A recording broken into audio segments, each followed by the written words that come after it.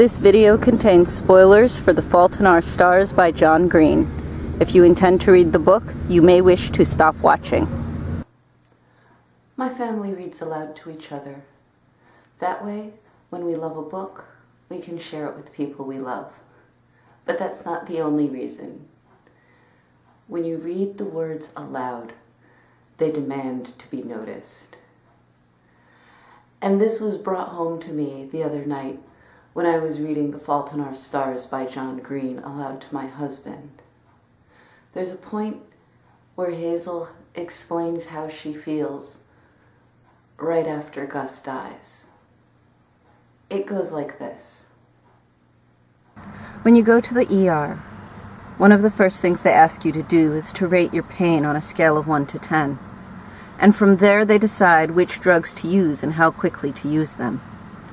I've been asked this question hundreds of times over the years, and I remember once, early on when I couldn't get my breath and it felt like my chest was on fire, flames licking the inside of my ribs, fighting for a way to burn out of my body, my parents took me to the ER.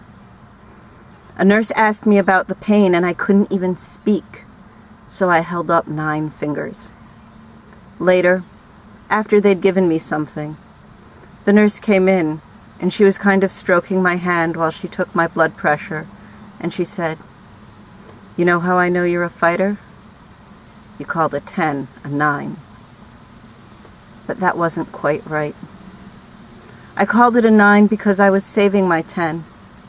And here it was, the great and terrible 10, slamming me again and again as I lay still and alone in my bed, staring at the ceiling, the waves tossing me against the rocks, and then pulling me back out to sea, so they could launch me again into the jagged face of the cliff, leaving me floating, face up in the water, undrowned." That bit floored me. It touched me so deeply that I had to read it again out loud, twice. And then my husband and I talked about it before we moved on.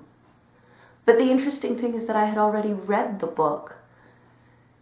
And when I read it silently to myself, yes, I noticed that part, but it just didn't touch me the same way.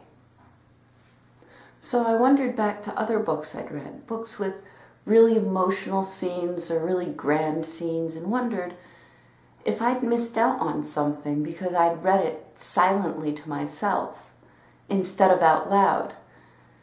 And so I've been inspired to do something. I'm going to take books that I love, that have passages in them that are amazing, and I'm going to share those passages with you.